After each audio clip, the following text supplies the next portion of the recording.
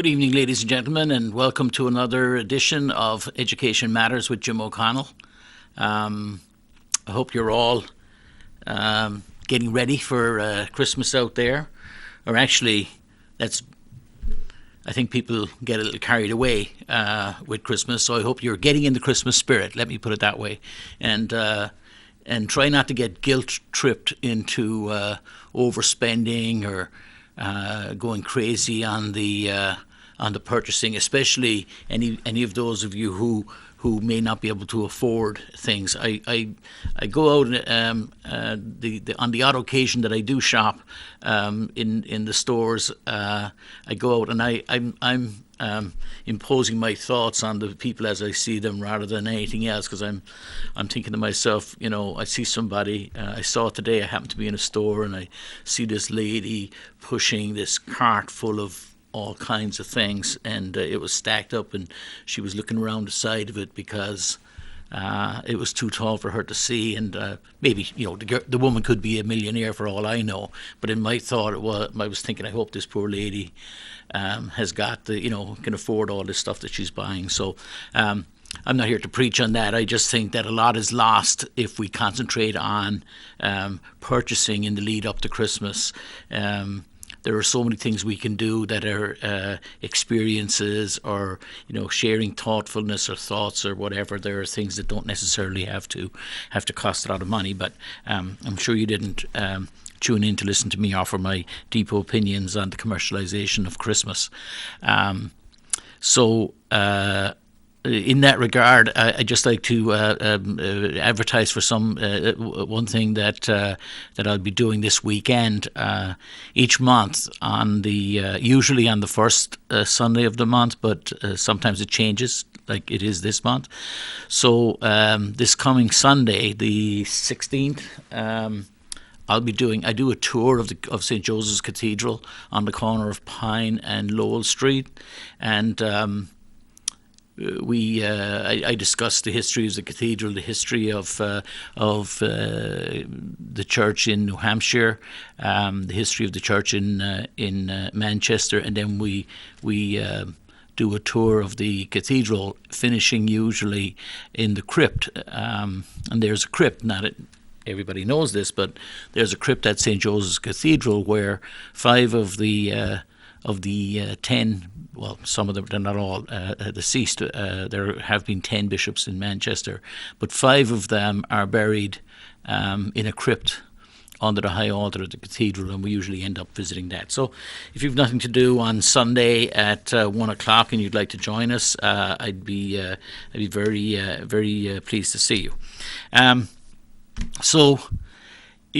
don't know if many of you were watching the school board meeting last night.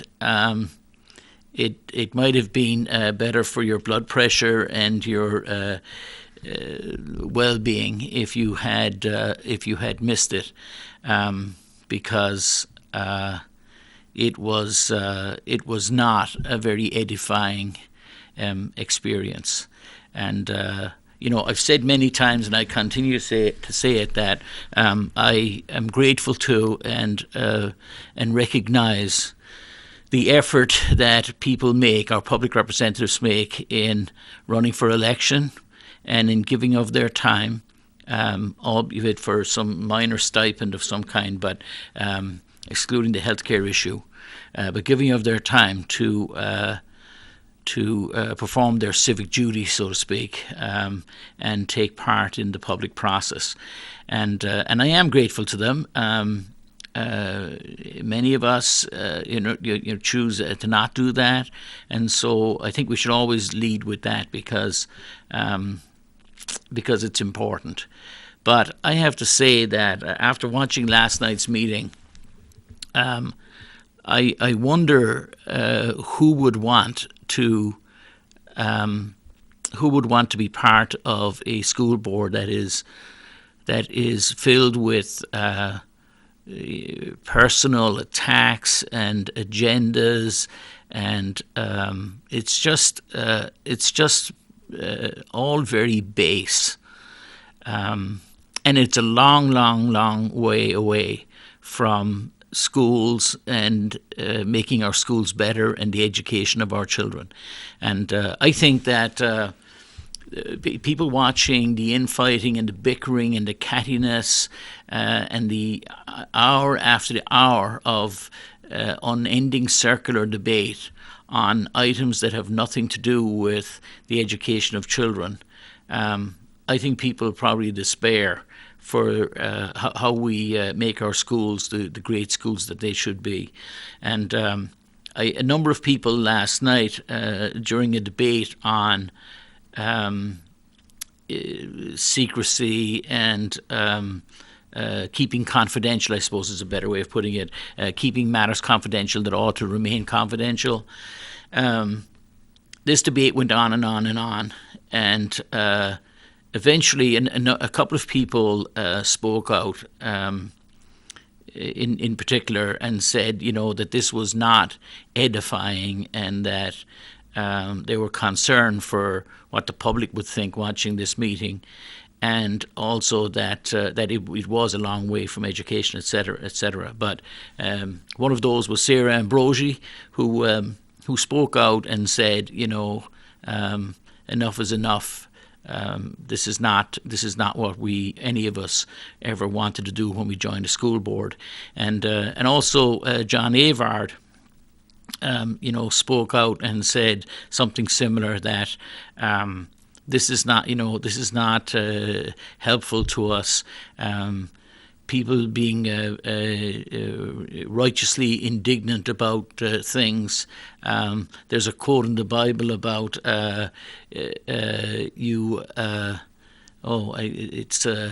you criticize or see the splinter in another's eye while ignoring the plank in your own. And so there was a lot of that, and I found it disheartening, to be honest. I have no idea why Mayor Craig was not chairing the meeting last night. I like to think that if she were chairing the meeting, it might have been a little different, though I'm not convinced of that. In her absence, and I have to explain, I missed the start of the meeting, so I'm sure the explanation was given as to why Mayor Craig couldn't chair this meeting. It's the first meeting of the Board of Mayor and Aldermen, or school board as it was in this case, that I've known her to miss it. So replacing her chairing the meeting was the Vice Chairman, Art Beaudry. And I have to say, and I like Art Beaudry, and I recognise him as a long-time member of the committee, and I like the fact that he can be a contrarian. I mean that in a good way, in that when I've admired him most in the past was when he refused to go along to get along, or when he wasn't willing to see things brushed under the carpet, etc. And sometimes he would find himself, back a few boards ago, there was just him and Deb Langton were sort of the sole two who, while I might not always have agreed with them, but certainly they weren't part of any cabal or any group that was holding back information and not discussing things. But I have to say that last night, I think that Committeeman Beaudry did a pretty woeful job of chairing the meeting, and I just think that he did say himself that he wished that he had been sitting in his seat last night, because as the chairperson, you're there to chair the meeting as opposed to offer your own opinions, etc., etc. And I just think he got it wrong last night. The other thing is that the grandstanding and the continuous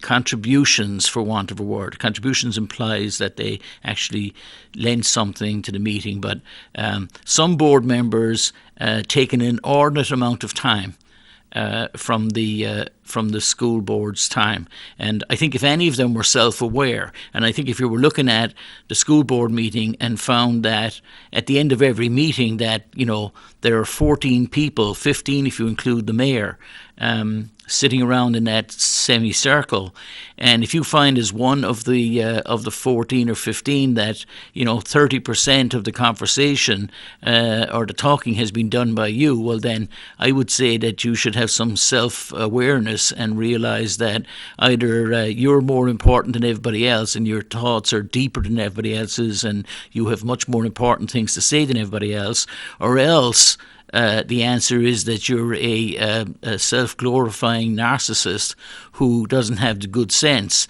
to make a point and then shut up. I have said to Mayor Craig in the past that the idea that these meetings go on interminably, late into the night often, is just not right. And on any given subject, I think public discourse is important, and people. I'm not advocating for people to be silenced in any sense at all. I think people should be heard. But if on any particular topic on the agenda, if somebody has spoken once and had their say at length, and then they come back to speak again and have their say at length, and then they put up their hand and speak again at length. At some point, the chair needs to say, Mr. or Mrs. Or Miss, a school board member, I think we've heard what your opinion is. Let's move on, unless you have a salient point, or give it to us in a sentence. So that's my first sort of thought. My second thought about this, about the meetings more generally, is that I've said this many times before, that these meetings need to become much more businesslike, and they need to be executive sessions. It seems to me that some members of the school board, that this is their outlet for long conversations and debate on topics that are their hobby horses. It is seldom, if ever, tied directly to number of kids in a classroom, teachers and teaching, and schools and school buildings. It's about everything else.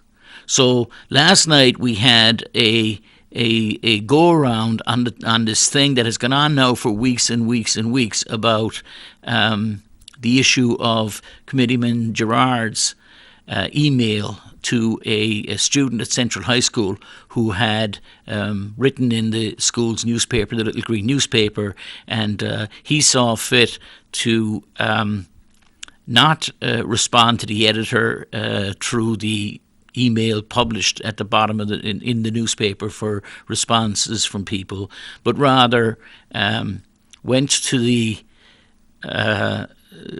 district website, and from that was able to get the student's email address, which wasn't masked or hidden. It's not available to the public, but it is available to people who have access to the school district's email list, internal email list.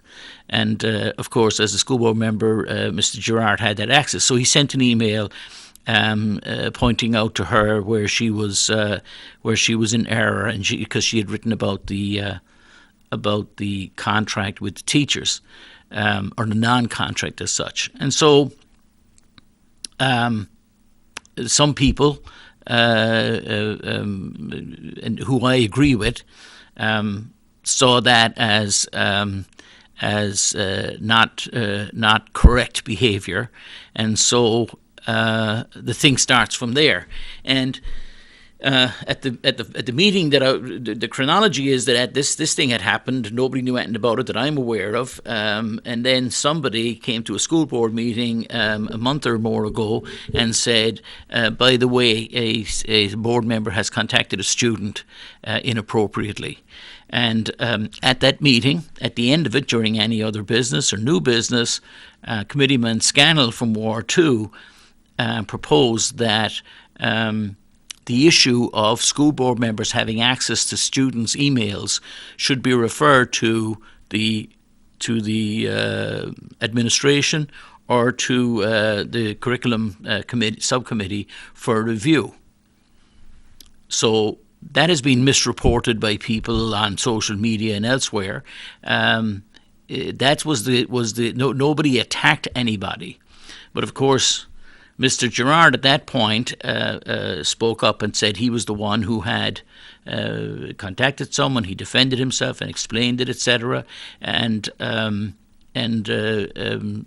so began. A debate went on. This matter should have been and could have been put to bed at numerous times, but it wasn't. The first thing, I tell my kids, when you're in a hole, the first thing you do is stop digging. And my observation about Mr. Gerard is that he could simply have said, described what had happened, and make the point that he might have felt that it was okay, even though obviously many people didn't, and certainly the parents of the girl involved didn't.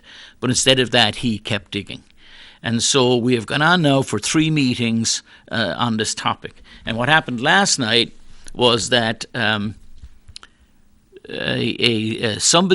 letter was sent from the students'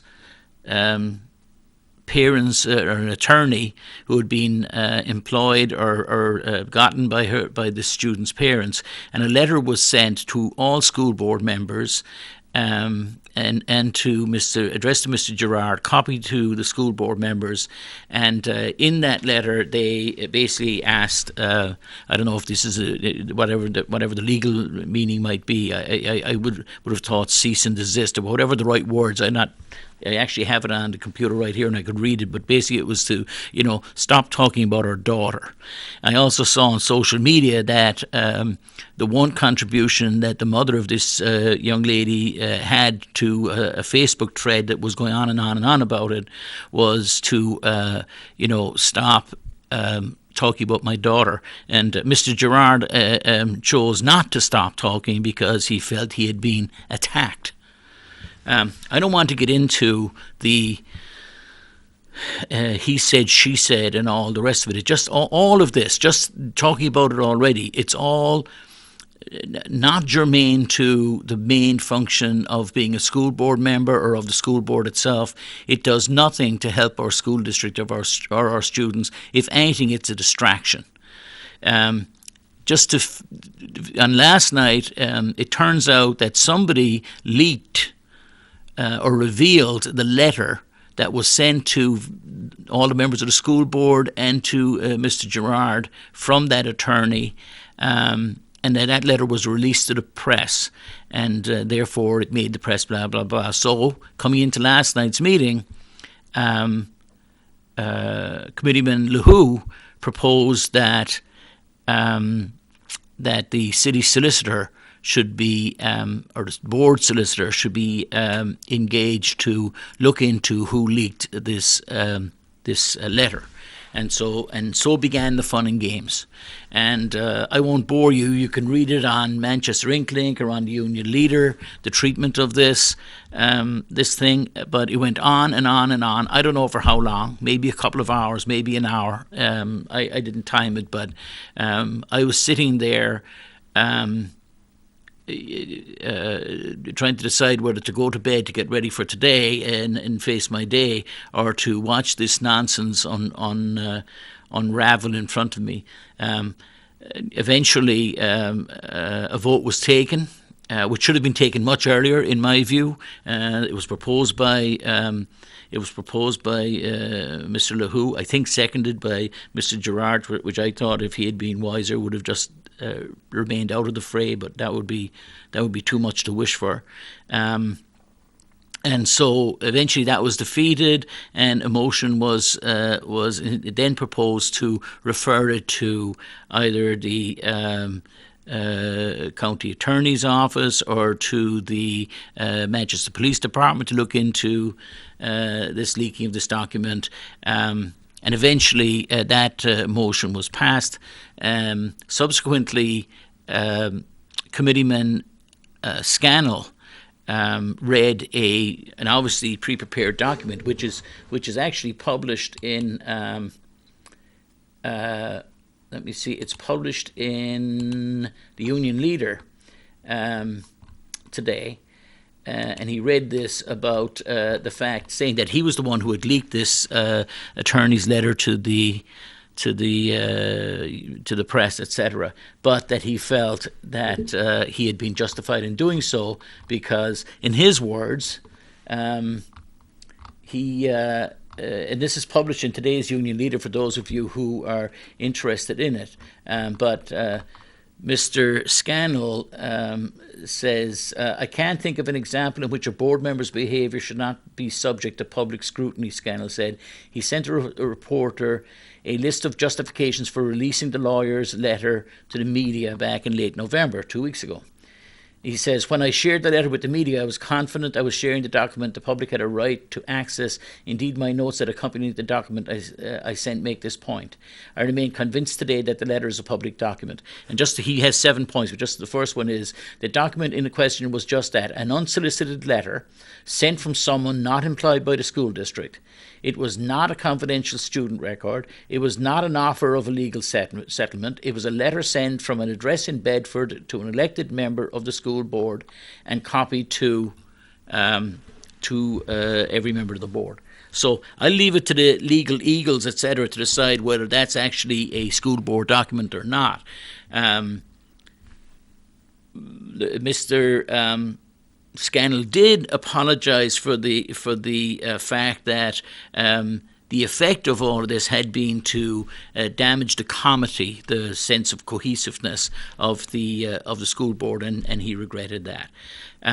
I regret the entire incident from start to finish. I regret the pettiness of people on the board. When I put myself in the shoes of various people on that board, I listened to their contributions. I don't think anybody was. I don't criticise Committeeman Lahoo for making his proposal that an inquiry be made as to the leak. I don't question. I mentioned earlier Mr. Avard's comment that not quite move on and blow it under the carpet, but let's move on and let's get to the business of the school district, as Sarah Ambrosi had said. School member Want had something to say about it. I know that at some point Mary Georges, the committee woman Georges, left, and according to Committeewoman Ambrosi, she thinks part of the reason why she left the meeting to go home was because of this constant bickering and nonsense going on. And a point was made, which I felt strongly, was during all of this, we had the superintendent who had attempted to put this to bed at some point during this meeting when he was asked, which I thought was an unfair question for the board to take its dirty laundry and try and get the superintendent involved in it. We had other members of the administration. Both assistant superintendents are sitting there, and as I watched this at home and looked at these people sitting here, I was thinking what the effect on the morale of not just the people in the school district, teachers watching, students and parents watching, but the actual staff, the people who are tasked with managing our schools, keeping them safe, making sure that they're great schools, doing good things and bringing our students forward, improving our test results and improving the education of our students, etc., etc. That's their everyday job. And they have to sit and listen to these. In this case, there were 3 people missing, so I guess 11 or 12 school board members in being self-indulgent, in my view, in going on and on and on about this matter. I find it every day when I watch the school board meeting, and I think it can't get any worse. And that at some point the grown-ups in the room will stand up and be counted, and that they will get on with the real business of the school district. And just when I think it has reached its nadir, we find ourselves going deeper and deeper again. So I'm kind of despondent today about this, ladies and gentlemen. It's hard to know where to go when this is the quality of discourse of our school board. And I find it difficult to believe that this group of school board members, while individually many of them are fine people and are well intentioned, it's hard to see how this group of 14 people, along with the mayor, are going to bring dynamism and effectiveness and newness and excitement, etc., to our district. You know, it's a bit like, to use a sporting analogy, or maybe a business analogy. You know, when you're competing in the world, you put together teams. Like a business puts together a team to represent it. Let's say to a team gets together to work on a project on behalf of a company. You put your best people out there.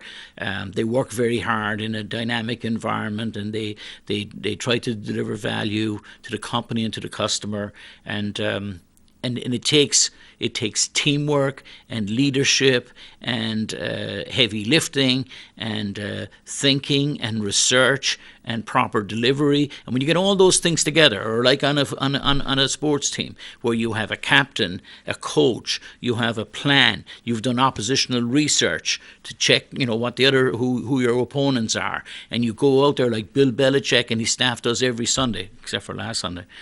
You go out and you give it your all, and you try and work hard. Now, what chance, if this school board in Manchester, with its dysfunctionality, and its infighting, and its lack of focus on the bottom line, and its divorce in many cases from the reality of the lives of the children and the students and the paraprofessionals and the subs and all the people, the nurses and everybody working in our school district. They're so far divorced from the real world of what those people have to do every day. What chance does a team that's divided, leaderless, unstructured and ill-disciplined, what chance do they have of bringing home a great school district, of delivering innovation and excitement and newness to our school district? You have to think that I don't know how all the other school boards in New Hampshire are, but it would be hard to believe that there are many as dysfunctional as the one in Manchester is. So whatever a school board can do, whatever part of the wheel that their shoulder is to, whatever part of the heavy lifting for a great school district that a school board does, then we have a deficit in Manchester. Our school board is weak and unfocused and not doing its job and not driving forward to make this a great school district in a great city. It's an embarrassment to watch. It's pathetic, ladies and gentlemen. And I don't know, is it best to shut off and ignore it? You're almost tempted to say that, but of course, that is not going to make the problem go away. Anyway, I don't want to go on and on about it. I feel bad for some of the people on there, but as a unit, as a body, it is it's tough to watch. And I kind of despair actually with it all. I want to go on to another topic that was dealt with at the school board last night, but before doing that, there's just a couple of things. I usually mention the superintendent's coffee and etc. The next one is not on until January, when the schools come back, so there won't be any more. There won't be any more on, but. The Manchester Proud group. And I have to say that, you know, we have businesses and citizens and civic groups and parents and educators and everybody who have come together in under Manchester Proud to come up with a strategy, a plan, and maybe a set of strategies to make Manchester School District a great school district. And I despair on behalf of them also. They are out actually tonight. If you're watching this live on Tuesday night, you have a half an hour left. I should have said this at the outset. There is a listening session at Hallsville that goes on from 6 to 7 tonight, Tuesday the 11th, and also at Webster.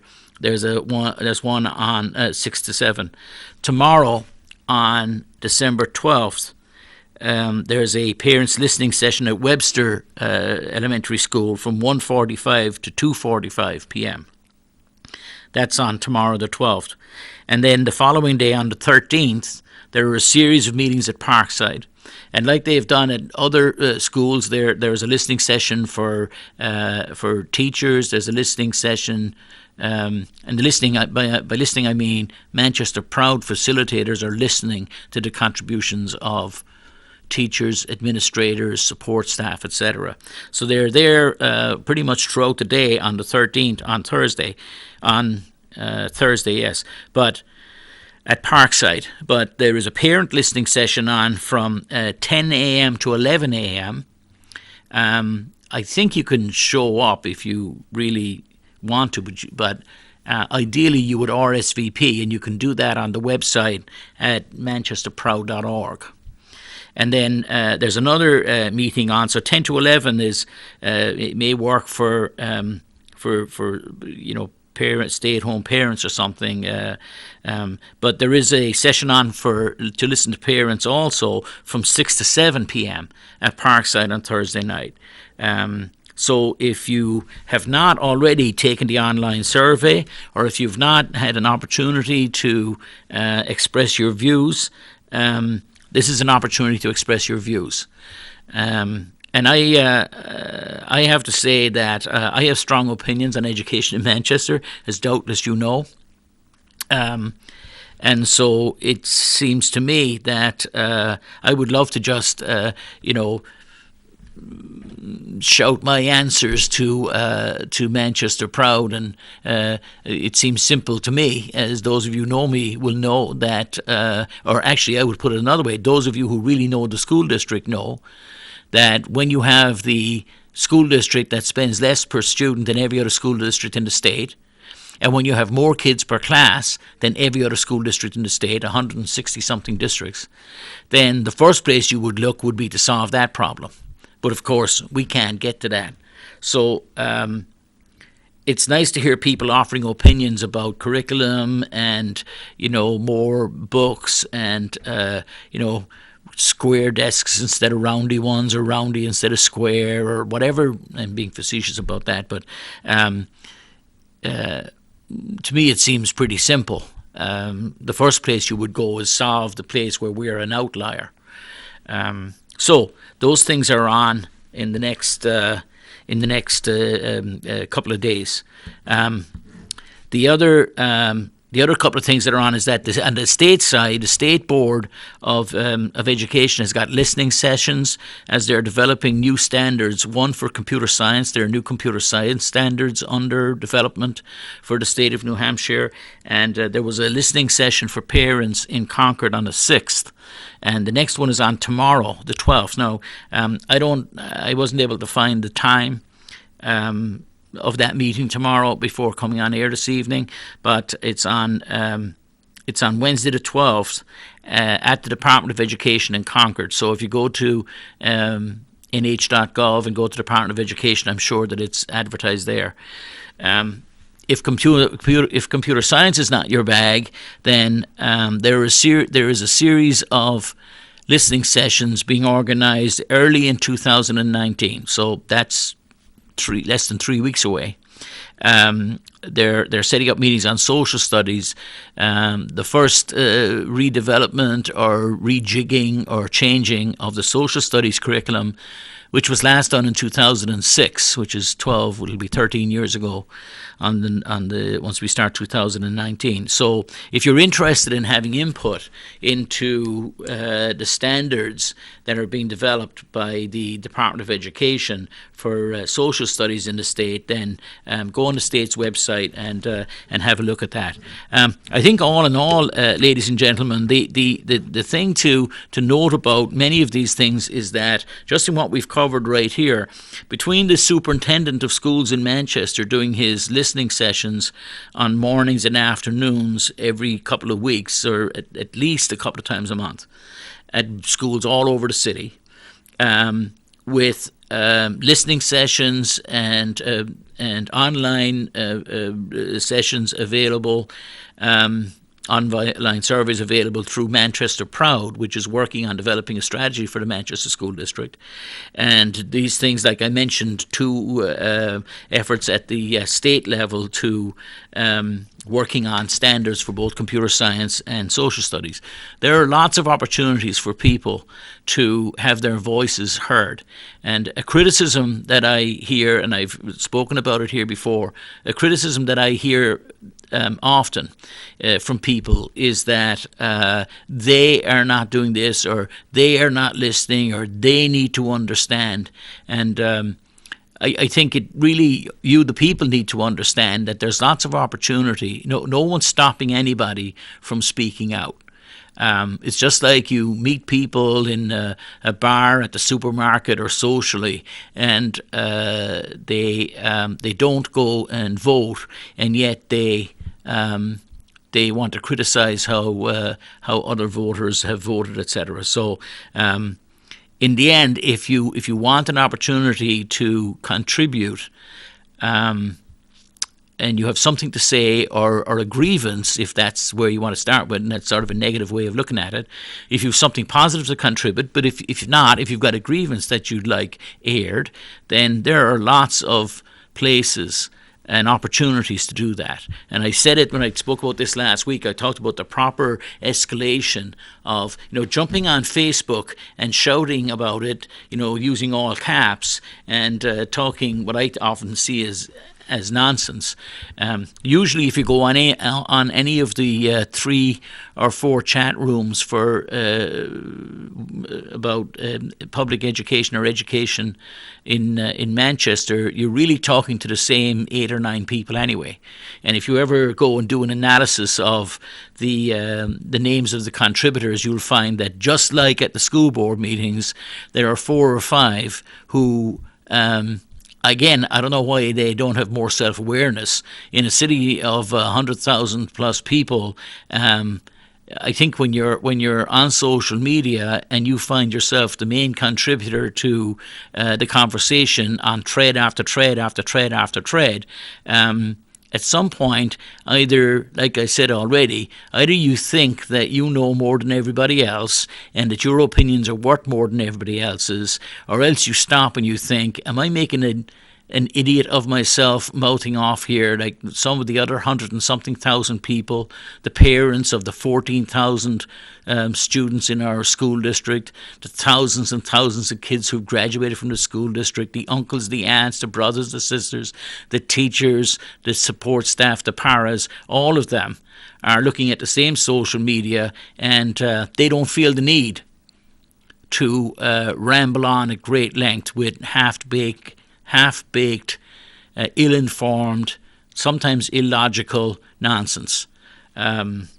So the thing to do, ladies and gentlemen, to affect change is to contact your school board members, listen to what our board mayor and aldermen, make sure you point them in the right direction, tell them how you feel about things, because there's a small cadre of people who are often anti-public school anyway, and are anti-sort of establishment types many times, and they go on and on and on and on. And if you weren't paying attention, you would be forgiven for thinking that they represent all of us, and in fact they represent few. One of the other things I missed at the start of the meeting last night, it was referred to later, but a spending freeze was passed at last night's meeting, and this was brought up when at some point when the school board was advocating to have the school board solicitors or attorneys engaged to inquire about who had leaked a letter from the attorneys of parents, and former alderman, now school board member Pat Long said he wanted to know how much this was going to cost, and Dr. John Avard made the point that he was fine with an inquiry being made into who had leaked what and how it was done, but engaging this, moments after having told the superintendent that we had a spending freeze in the city of Manchester, that the school board was now okaying an unknown amount of money to spend money on attorneys to do this internal inquiry. And he rightfully pointed out the hypocrisy of that and said he would not support the school board spending the taxpayers' money to investigate itself. And I thought his point was salient and correct. We can't afford, ladies and gentlemen, some of the most basic things our school district needs, and we put a spending freeze in place, and this is what the school board spends its time debating. We had, sadly, there has been reported a teacher in Manchester, a middle school teacher, who you may have seen in the press that a teacher was conducting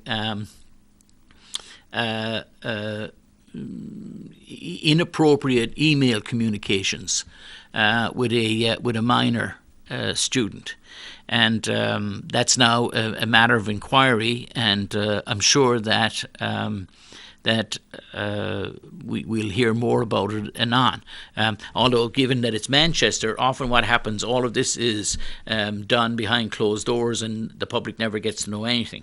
But obviously, from what happened a few weeks ago with regard to students being sent an email, however, I won't say innocuous, but certainly in the case of School Board Member Gerard's email to the student at Central, I felt it was inappropriate, but it was inappropriate based on, he made clear, and he did, I think, publish, even though I haven't read it, but he did publish what he actually, the email that he sent, which was explaining to this writer at the Little Green that she was in error in her facts around the school contract thing. So that's a much different level of issue from the kind of inappropriate email we're talking about now with regard to this teacher who's been suspended, etc. But given that was something that was new information for this board last night, you would imagine that a great deal of time would have been spent talking about online safety, proper oversight and protocols for communications between adult staff members and students, how electronic communications are monitored and by who and who. You'd imagine that's where the time would have been spent. But instead of that, we had a back and forth between people on the school board, obviously some of whom don't like each other. And I wish they would take their toys and leave the playground and let some adults behind to look after things while they go squabble in the sandbox. So clearly, there are a number of things besides the education items in our school district, and the academics in our school district, and etc. There are some big topics facing our school district that need to be faced. We have a teacher's contract that is not resolved, and so we're asking the largest group of employees in the city of Manchester to work without proper compensation, with no visibility as to the future and what's happening. And I can tell you, ladies and gentlemen, there's no doubt in my mind whatsoever, but we're sitting here in December heading into 2019, and there are families in Manchester of teachers who are making decisions about what they're going to do next year. Not every school district waits until next June and July to hire their teachers for the 2019-20 school year. Many of them will start doing it in the February and March timeframe. And so teachers who are not being paid adequately in the city of Manchester and do not have a contract, and a city that says it has no money to pay them anything anyway. So the whole negotiation is a joke in my mind, because the school board in its budgeting never put any money of any kind. There is no money to pay any contract. So we're opening a negotiation with the teachers in this city, and our opening gambit is, we have no money to pay you anything. Now what do you want to talk about? So there's no doubt in my mind, but educators, especially the ones who with ambition, who know they can can do better elsewhere, that they're a sought after commodity, that the subjects they teach have low populations of teacher in them, where they know they can get paid more and be treated with more respect and have a more stable work environment with a clear pathway to the future and understanding what the future is going to look like out over some years. Those are pretty positive incentives for people to decide around the Christmas table that, before I invest any more of my career in Manchester, I've been here 10 years. I don't want to spend my whole career here if I'm going to end up either being eliminated, thrown out, have a pay freeze so I won't get paid for 5 years, or whatever else might happen to me because of the dysfunctionality in Manchester and its severe lack of valuing its school district. And I'm going to take my family and I'm going to move elsewhere. That's a sad state of affairs, but it's a real state of affairs. And make no mistake about it, ladies and gentlemen, day in and day out, there are families looking at Manchester and going on Zillow or other websites and looking at the schools and saying, we're out of here. There are people around our school district. I see them all the time. Now, oftentimes the people that jump on Facebook and other social media, it's amazing to me the number of people who live in the Seacoast and Bedford and Candia and Hopkinton and Weir, and I don't know if you recognize yourselves, anybody in those lists, but I see these people jumping on and talking about the Manchester School District. I'm amazed that they have such energy for the Manchester School District. Of course, they also happen to be members of the same list of any one of a half dozen far-right anti-public education blogs, vlogs, and social media groups anyway. But it's amazing to me that they jump on. But besides that group, there are ordinary people, regular people, not the tinfoil hat people, who are looking every day at the school district, and they look at Manchester and they drive in, they come downtown, they think, the Parks Department's doing a great job, the place looks clean, the garbage is taken up off the streets, Manchester, Elm Street is vibrant, what great restaurants, what wonderful nightlife. This is a pleasant place to live. The river looks nice and clean. There are nice apartments to live in, but maybe we should come live here. And then they go look at the school district and they say, no thanks. And that's not me making that up. That's something that has been said. Part of the reason why Manchester Proud exists is because business people in the city of Manchester are having difficulty today in attracting people to come and live and work in Manchester. And they have identified the school system as the key, most important issue when it comes to economic development. Back to the school board, ladies and gentlemen, it amazes me that what would want to see itself as a sophisticated city, like the city of Manchester, has a group of individuals on a school board who can't get their head around the fact that they need to step up and be making real changes in our Manchester School District and seeing that it is properly funded. There should be a single voice fighting hard for funding and resources for the kids in Manchester who so desperately need it. And instead of that, they're tied up in argument after argument. It is annoying. We have an incoming call.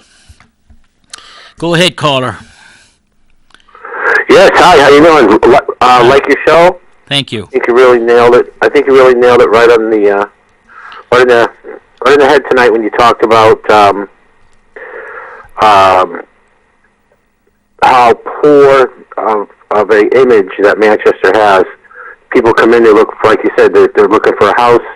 They look up on Zillow and other platforms and they say, you're right, no, they don't want to move here. And then, Lord forbid, they're coming off of exit 6 as they're using their phones, and they're looking at things on the phone online about Manchester, and then they're in the breakdown line on exit 6. Right. That's strike 2 right off the bat.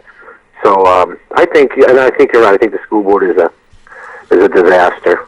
Thank you. And I don't even think they should have, in my opinion, administrators are just as liable for how terrible the schools are as the school board is.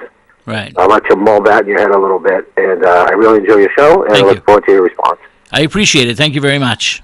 Okay, thank you. It's nice to have somebody who agrees with me. I do appreciate that. It doesn't happen all the time.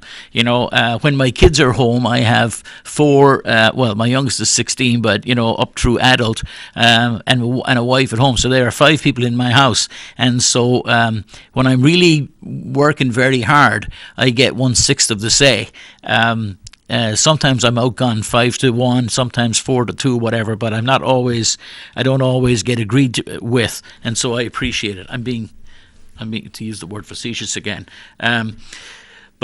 Yes. So thank you, caller. The idea that our school, that our city is has got it's primed for further growth, not even growth, but further growth. There are so many good things. There are so many positives. Boston is booming.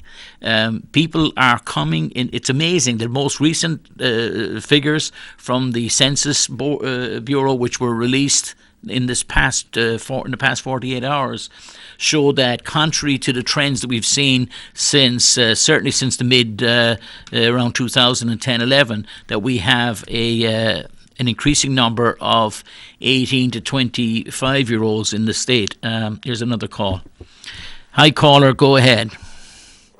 Hi, Jim. Hi.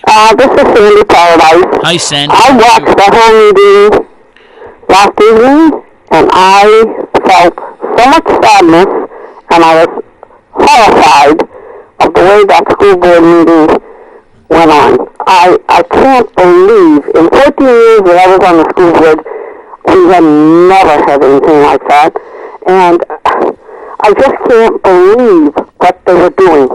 I was sorry that Posey didn't sort of like stop them somewhere along the way, because I think Mayor Craig might have. But if you don't like a person on the school board, which when I was on, there were a few people like that too, then you discuss it over coffee afterwards, or you discuss it some other day or something. Or even on the street, on the sidewalk, because I had done that if someone didn't agree with me about something. But we are the Robert Rules of Waters. We used to do the Robert Rules of Waters, and I would say out of 14 years, you know, of course we didn't get the emails in, we didn't have all this stuff done to either. I went from 1989 till 2003. Right. When union leader would call me and say, you know, well, we want to know what happened in the non-public session, I would just say no comment. That's all, sir. No comment. It's confidential, no comment. Right. And if anything came in the mail to you, and it had confidential at the top, in a red stamp, you knew that was only you. Didn't even show it to my husband, didn't show it to my children, my grandchildren, my nieces and nephews that were teachers, no one. Well, you know, Sandy, last night I know that Committeeman Scannell did make the point that the document, however one might feel about it, that the document that he released, which was as he said, a public letter sent to members of the school board, that it did not have that mark on it. It was not marked confidential like he said all other documents are, so he disagreed with the premise that this was a confidential document. But Sandy, if it didn't have confidential at the top, then you actually thought, okay, it would be all right to tell someone in your family or a teacher or someone that you knew or something if they asked you what was going on. So, I don't know. We had all our agenda brought to us every Friday evening, and you got to know the rules to begin with. And it takes you a while. But Dan, Gerard and Scal and most of them, well, not all of them there, I was going to say, have been there for quite a while, Art Bozzi and so on. Right. But if you don't know the rules, then you ask. Right. My objection, Sandy... I was mortified at that. I thought if other people see that, they're going to say, oh my gosh. You know, the same as you said, I don't want to send my kids to Manchester schools. And it's a shame because we have good teachers, and I'm very upset with them not getting a raise. Right. Sandy, I'm going to let you go. The next school board meeting, I am going to go to that school board meeting, and I'm going to have a say, even if it's only for 3 minutes. Okay. Sandy, I'm going to have to let you go because we're here at the end of the program. I've only got 3 minutes left, and I want to cover something. But thank you for calling in. Maybe you can call next week. And You're welcome, Jim. Thank you, Sandy. Thank you. Bye-bye. Bye-bye. That's a former school board member who has her perspective from somebody who worked diligently and hard for the schools of Manchester in a different day when Manchester schools weren't the least well-funded schools in the state. When I came to Manchester first in 1996, I bought my house here in 1997, but I was my wife's from the area, and I started coming here in 1992. But I've been living here since 96, and back then, Manchester was not the least well-funded school district in the state. Our teachers were, if not the highest paid, but they were some of the highest paid professionals in this teaching professionals in the state because of the nature of the fact that they worked in a big city with big city issues. And our pupil-teacher ratios weren't. We didn't have the largest number of students per teacher in the state. So that deterioration has happened under administration after administration. It was not an accident. It was done consciously and deliberately. There are people who wanted to. They would have called it removing waste, but what they actually did was drove down the expenditure per pupil in the city and drove out teachers, eliminated teachers, fired teachers, reduced the number of teachers available, and they've even gone so far as reducing the amount of money that subs are paid to work in the city of Manchester, and thereby we can't even get subs because you earn less than you would earn if you were at Dunkin' Donuts.